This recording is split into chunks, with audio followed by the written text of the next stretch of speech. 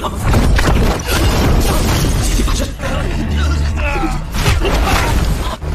切都是你自找。是小木头。 Halo teman-teman, kali ini admin akan melanjutkan alur cerita Martial God Asura episode ke-7, di mana pada episode sebelumnya Cupang menolak menerima lamaran dari Sumei sehingga Sumei merasa sedih. Cupang kemudian pergi dari kota Zukue, tapi Dandan kesal pada Cupang yang telah menolak lamaran itu, padahal itu adalah kesempatan yang bagus agar dia bisa bekerja sama dengan penguasa kota Zukue untuk menemukan makam kaisar. Dalam perjalanan itu, tiba-tiba Cupang dihadang oleh dua ahli, dan ternyata ahli itu dari kota Kuanwu, utusan Gong Luyun yang berniat membunuh Cupang.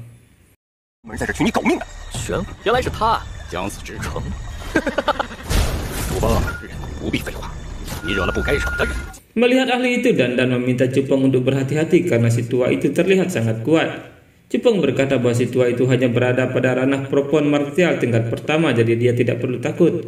Terjadilah baku hantam antara Cupang dan Master Propon Martial. Cupang terdesak dan jatuh di sungai. Lalu mereka berdua beradu kekuatan di atas sungai.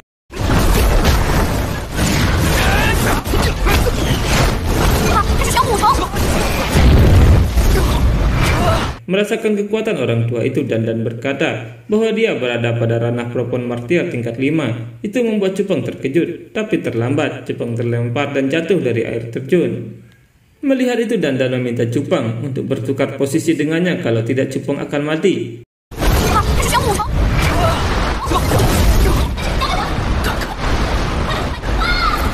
Melihat Cupang telah jatuh ke air terjun, ahli itu meminta rekannya untuk memberitahu Gong Luyun bahwa Cupang telah mati tanpa tubuh yang utuh.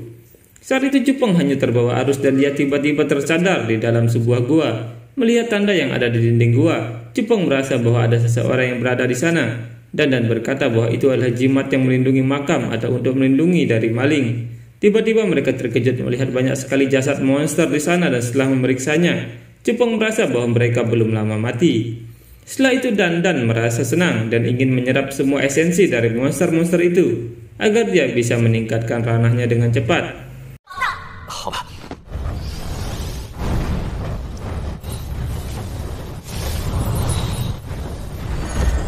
Cupang mulai menyerap esensi monster-monster itu dan memberikannya kepada Dandan. Tapi tiba-tiba Cupang mendengar suara monster dan dia dengan cepat pergi ke sana. Cupang melihat seorang spiritualis tingkat dunia sedang bertarung dengan macan putih. Dalam pertarungan itu, master spiritualis terlihat terdesak sehingga jubahnya terbuka.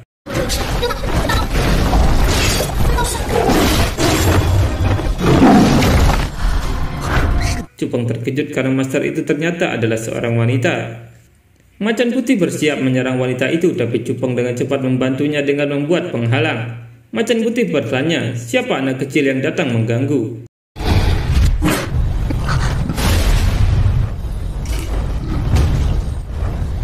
Mendengar macan putih yang bisa berbicara itu, Cupang terlihat terkejut, tapi macan putih berkata bahwa itu adalah keahlian rahasia macan putih. Dan berkata bahwa keterampilan rahasia adalah keterampilan dengan kehidupan yang merupakan metode warisan dan sangat berbeda dengan seni bela diri. Manusia tidak bisa menguasainya, dan teknik itu hanya bisa memilih tuannya sendiri. Setelah dipilih, budidaya masternya akan meningkat pesat. Macan putih mengatakan bahwa wanita itu baru saja membuat janji bahwa jika wanita itu mengalahkannya, maka macan putih akan menerimanya sebagai tuannya. Tapi Cupang muncul dan menahan serangan pembunuhnya sehingga hasil pertarungannya tidak ada. Macan putih berkata bahwa wanita itu hebat karena bisa bertahan cukup lama melawannya, tapi Cupang juga hebat karena bisa menahan serangan pembunuh miliknya. Sehingga macan putih meminta mereka berdua untuk berduel dan yang menang akan menjadi tuannya.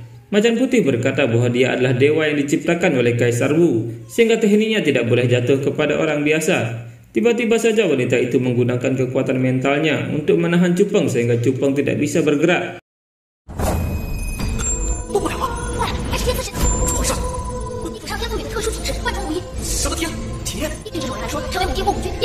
Melihat tubuh wanita itu, Dandan berkata bahwa wanita itu memiliki tubuh pemberian dewa yang merupakan satu dari sejuta orang, dan dia memiliki potensi menjadi kaisar bela diri atau raja bela diri. Saat macan putih bersiap untuk menikmati pertarungan itu, tiba-tiba wanita itu berkata bahwa dia menyerah. Itu sebagai bentuk balas budinya kepada Cupang yang sudah menyelamatkannya dari serangan terakhir macan putih. Wanita itu juga berkata bahwa itu hanya keterampilan rahasia biasa saja, sehingga dia tidak terlalu berminat untuk memperebutkannya. Mendengar itu, Macan Putih merasa kesal dan dia akan memberikan 3 keterampilan rahasia lagi kepada Cupang.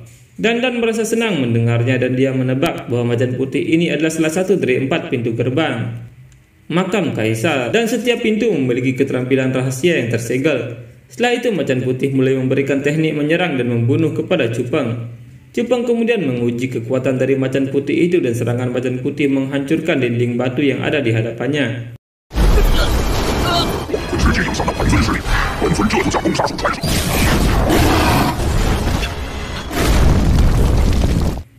Setelah itu, Cupang berencana pergi ke kota Suzaku untuk membalas dendam, tapi dia akan pergi ke sekte Azure Dragon atau sekte Qinglong terlebih dahulu.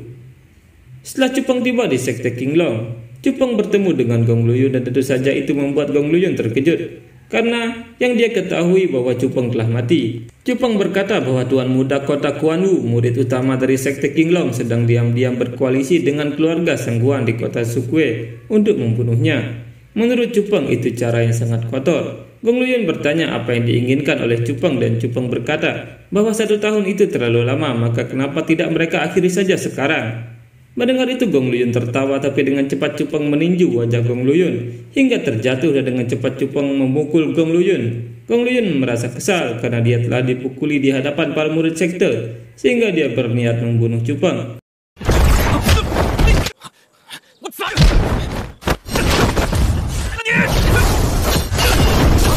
Gong Luyun mengeluarkan pedangnya dan menusuk Cupang, tapi Cupang mengeluarkan lingkaran pesonanya dan menghancurkan pedang Gong Luyun. Melihat penghalang itu, Gong Luyun terkejut karena itu adalah penghalang seorang master spiritualis. Melihat ada kesempatan, Cupang dengan cepat menyerang Gong Luyun dan membalas perlakuan Gong Luyun sebelumnya dengan mencekik Gong Luyun hingga dia tersungkur ke tanah.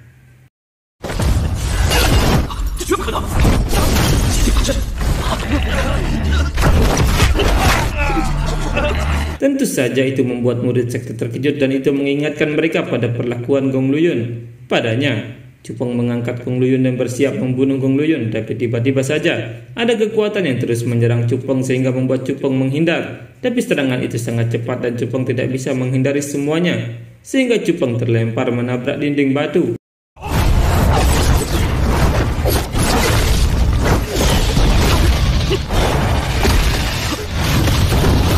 Meski sedang terpojok, Cupang terus melawan ahli itu, tapi tentu saja Cupang tidak berdaya. Melihat serangan yang sangat kuat itu, Dandan meminta Cupang untuk menukar tubuh dan dengan cepat Dandan menahan serangan yang sangat kuat itu. Tapi ranah Dandan saat ini juga bukan tandingannya, sehingga Dandan juga terlempar jatuh dan tidak sadarkan diri.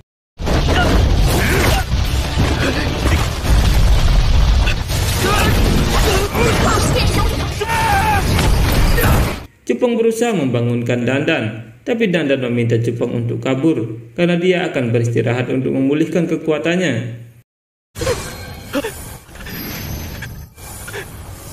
Master itu sangat kuat dan dia bersiap untuk membunuh Cupang, tapi tiba-tiba Tetua Li Chanqing muncul untuk menghentikan Master itu. Master itu berkata bahwa Li Chanqing bukan lawannya, jadi jangan menghalanginya untuk membunuh Cupang. Tiba-tiba Zhuge Liuyun datang dan berkata bahwa apakah spiritualis tingkat dunia masih belum cukup untuk menghentikannya. Master itu meminta juga untuk tidak ikut campur, tapi juga berkata bahwa Cupang adalah muridnya, jadi tentu saja dia akan ikut campur. Mendengar itu, semua orang terkejut karena Cupang adalah murid satu-satunya dari Zhuge Liuyun, seorang spiritualis tingkat dunia.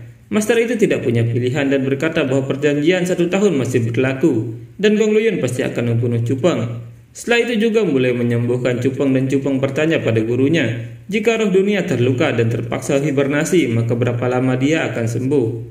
Juga berkata bahwa dia tidak tahu pasti, tapi mungkin saja perlu waktu 8 atau 9 tahun. Cupang juga bertanya tentang identitas master bertopeng itu, tapi juga tidak mau memberitahu karena master itu bukan orang sembarangan dan dia pasti akan membunuh Cupang suatu hari nanti. Sekian video kali ini, kita bertemu lagi pada video berikutnya. Bye bye. 他既然敢说1年之约有对的把握，到时候娶你依然有效，那就是得赶紧给你找个靠山了。灵公会。